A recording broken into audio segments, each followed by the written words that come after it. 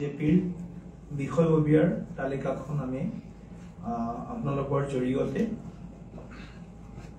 ঘোষণা কৰিবলৈ ওলাইছোঁ আৰু প্ৰথমতে মই দলৰ ৰাজ্যিক বিষয়ববীয়া হিচাপে দায়িত্ব লাভ কৰা প্ৰতিগৰাকী আত্মীয় কাৰ্যকৰ্তাক মই আন্তৰিকতাৰে শুভেচ্ছা জ্ঞাপন কৰিছোঁ আৰু আমি টিম বিজেপি হিচাপে আগন্তুক দিনত ৰাজ্যখনৰ 3.5 কোটি জনতাৰ যি আশা আকাংক্ষা আছে এই আশা আকাংক্ষাসমূহ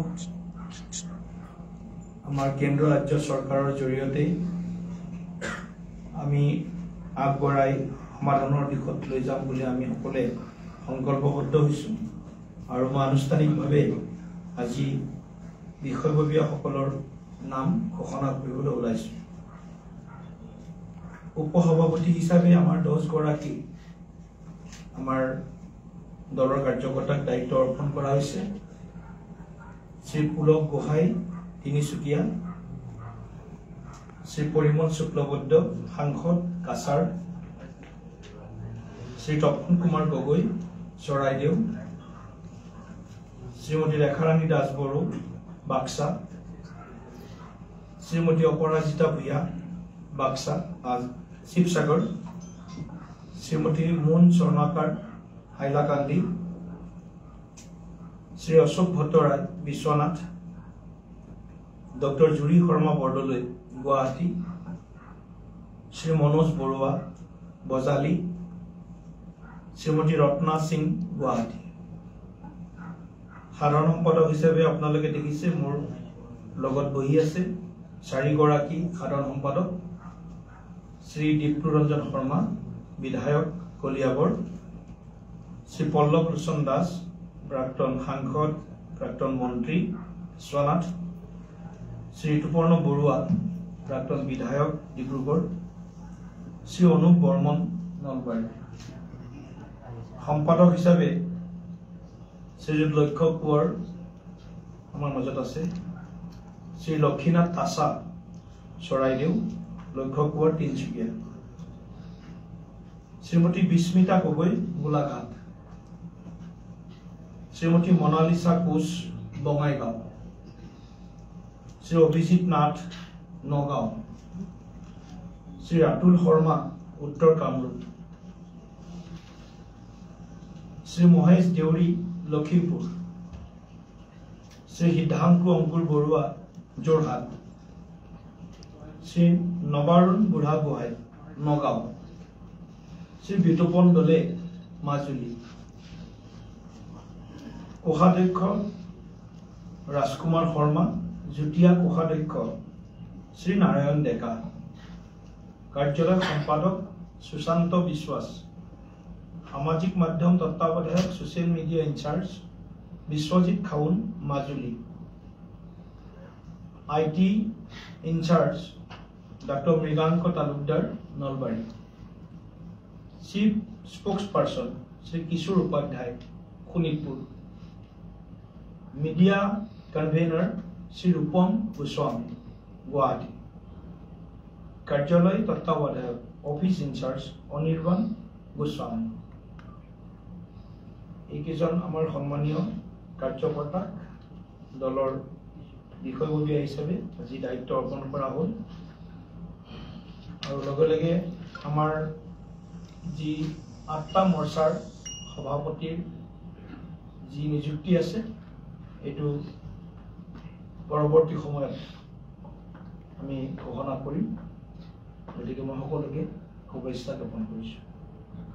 কিমান দিন মানত হ'ব পাৰে মৰ্চাখিনি? 10 দিনমান চাগে লাগিব, মানে এনেকুৱা আমি একজেক্টলি ডেট ক'ব নোৱাৰোঁ, কিন্তু বহুত দেৰি নহ'ব চাগে, 10 দিনমানৰ ভিতৰত হৈ যাব।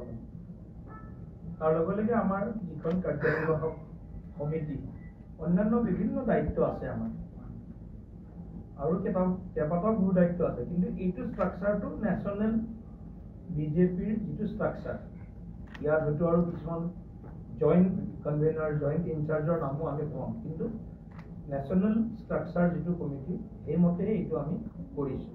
ইয়াত আৰু বহু জ্যেষ্ঠ কাৰ্যকৰ্তাৰ নাম ষ্টেট অফিচ বিয়াৰতো কেইজনমান সোমাব আৰু বিভিন্ন বিভাগ বিভিন্ন আমাৰ কোষ চেল এইবিলাকৰো দায়িত্ব আমি সোনকালে অৰ্পণ কৰি তাৰ মাজৰ পৰা আমাৰ দক্ষ আৰু আমাৰ অভিজ্ঞতাপুষ্ট কাৰ্যকৰ্তা আমি আগন্তুক দিনত ৰাজ্যিক কাৰ্যনিৰ্বাহকৰ সদস্য আৰু আমাৰ বিষয়ববীয়া আৰু ৰাজ্যিক কাৰ্যনিৰ্বাহক সদস্যৰ মাজৰ পৰা জিলাসমূহৰ প্ৰভাৰী সহপ্ৰভাৰী ইত্যাদি আমি নিযুক্তি প্ৰদান কৰিম। গতিকে মাননীয় মুখ্যমন্ত্ৰী ডাঙৰীয়াও শুভেচ্ছা দিছে, মাননীয় প্ৰাক্তন মুখ্যমন্ত্ৰী কেন্দ্ৰীয় মন্ত্ৰী সোণোৱাল ডাঙৰীয়াও শুভেচ্ছা জ্ঞাপন কৰিছে, মোক তেখেতসকলে জনাইছে যে আমাৰ ফালৰ পৰাও তেখেতসকলক শুভেচ্ছা জ্ঞাপন কৰিব। গতিকে আমি টিম হিচাপে আগন্তুক দিনত আমাৰ দলটোৰ যিটো জীৱন্ত স্বৰূপ, এই জীৱন্ত স্বৰূপটোক আমি আৰু শক্তিশালী কৰিম আৰু অসমৰ প্ৰতিটো জাতি জনগোষ্ঠীৰ আটাইতকৈ সৰু জনগোষ্ঠীটোৰ হকেও আমি অনাগত দিনত আমাৰ যিটো দলৰ সিদ্ধান্ত নীতি সবকা সাথ সবকা বিকাশ এইটো নীতিক আমি সাৰোগত কৰিম। এই মন্ত্ৰক আমি সন্মুখত ৰাখি আগবাঢ়িছোঁ।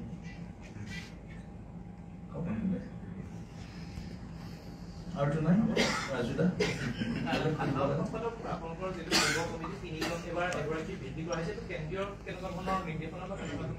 চাওক, আমি অনুৰোধ দাদা ডাঙৰীয়া সন্তোষজী আৰু সেই অনুৰোধ তেখেতসকল যিহেতু আমাৰ সমাগত বিধানসভাৰ নিৰ্বাচন 2026 সেই হেতুকে আমাক দুগৰাকী উপসভাপতি, এগৰাকী সাধাৰণ সম্পাদক আৰু দুগৰাকী সম্পাদক, আমাৰ একেবাৰে সৰু কমিটি, কংগ্ৰেছৰ নিচিনা নহয়। কংগ্ৰেছৰ 30জনমান জেনেৰেল ছেক্ৰেটাৰী থাকে, আমাৰ 3জনতে সীমাবদ্ধ আছিল, এজন কিবা কৈ মানে নিৰ্বাচনৰ কাৰণে বঢ়াইছোঁ। গতিকে এইটোৱে আৰু গতিকে আমি আমাৰ যিটো টিম, মই ভাবোঁ যে এইটো এটা আগন্তুক দিনত আমি একে চিন্তাৰে একে সংকল্পৰে সমান লক্ষ্য সমান আকাংক্ষাৰে আমি আমাৰ তৃতীয়টো কাৰ্যকালত যাতে আমি ভাৰতীয় জনতা পাৰ্টীয়ে চৰকাৰ গঠন কৰোঁতে নিজৰ শক্তি আৰু সামৰ্থ্য সাধ্য আৰু সাধনাৰে সফলতা অৰ্জন কৰিব পাৰোঁ, তাৰ কাৰণে আমি আমাৰ টিমে কোনো চেষ্টা আমি ত্ৰুটি নকৰোঁ। 24/7 24 ঘণ্টাৰ 24 ঘণ্টাই সক্ৰিয়তাৰে দেশ আৰু দলৰ হকে আমি কাম কৰিবৰ কাৰণে সাজু হৈছোঁ আৰু মোৰ সম্পূৰ্ণ বিশ্বাস এই টিমটোৰ ওপৰত। এই টিমটোৱে বহুত অভিজ্ঞতা আছে, দক্ষতা আছে।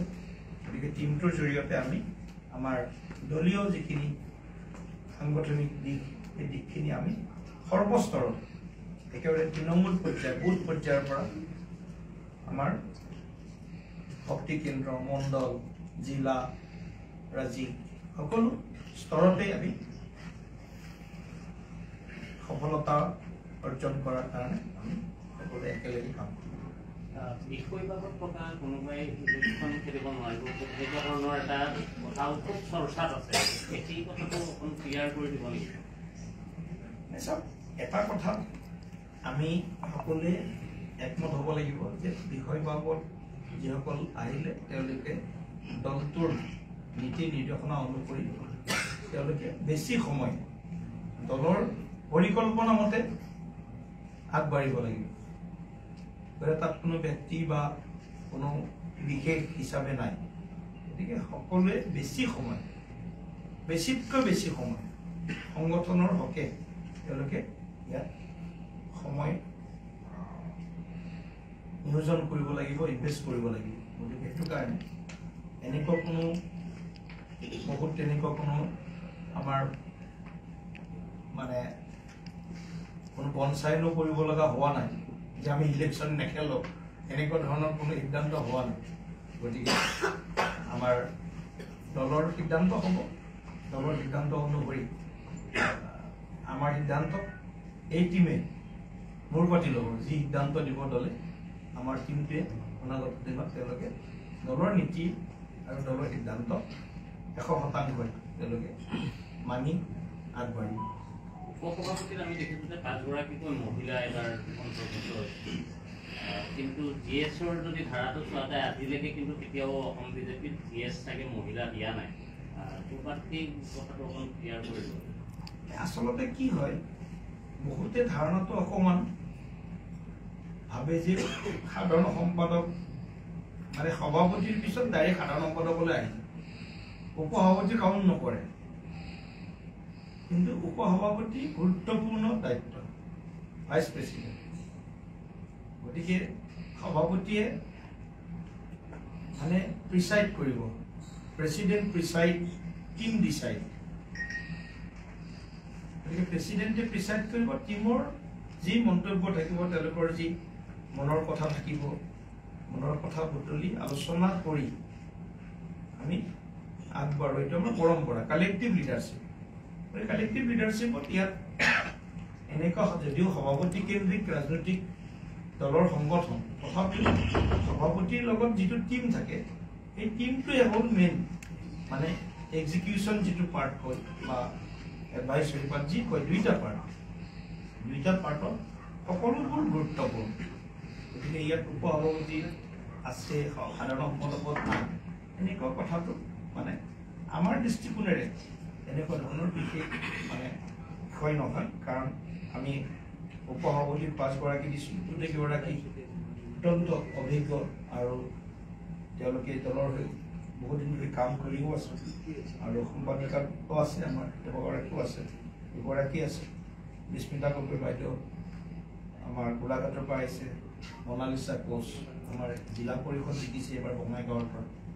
গতিকে এনেধৰণৰ আমাৰ 7 গৰাকী আছে, কিন্তু আমি 33% দিবই লাগে।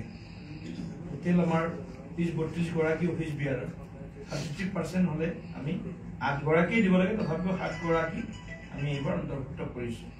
অফিচ ছেক্ৰেটাৰী, ট্ৰেজাৰাৰ এইখিনিত নধৰিলে আমাৰ সভাপতি প্লাছ 4 গৰাকী, সাধাৰণ সম্পাদক 5 আৰু এইফালে 10-10-20, 25 গৰাকীৰ ভিতৰত আৰু উপাধ্যক্ষ আৰু অফিচ ছেক্ৰেটাৰী 27-28 গৰাকীৰ ভিতৰত 7 গৰাকী দিছোঁ।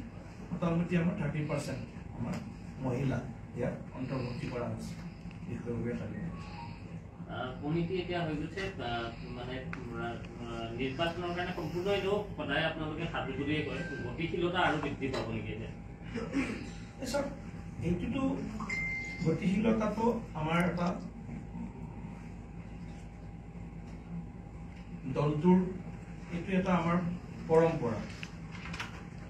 সংবিধানেও কৈছে দলত যেতিয়া আমি নতুন সমিতি বনাওঁ 25% দায়িত্ব নথকা কাৰ্যকৰ অন্তৰ্ভুক্তি কৰিব লাগে, দলৰ সংবিধানে কৈছে।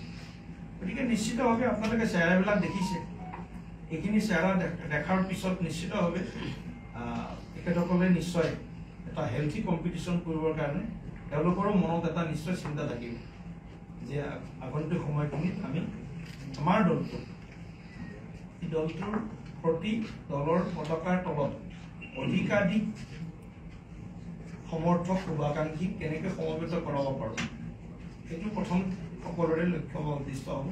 আৰু সাংগঠনিক কাম কাজখিনিত যাতে তেখেতসকলৰ যিটো অভিজ্ঞতা মই দেখিছোঁ, সকলোৰে অভিজ্ঞতা আছে, গতিকে বিভিন্ন জাতি জনগোষ্ঠীৰো প্ৰতিনিধিত্ব আছে, গতিকে সকলোৱে কমিউনিটিটোৰো চিন্তা কৰিব, লগে লগে আমাৰ সামগ্ৰিকভাৱে অসমখনৰ বসবাস কৰা প্ৰতিটো জাতি জনগোষ্ঠীৰ কথাখিনি চিন্তা কৰি আগবাঢ়িব। ধন্যবাদ সকলোকে।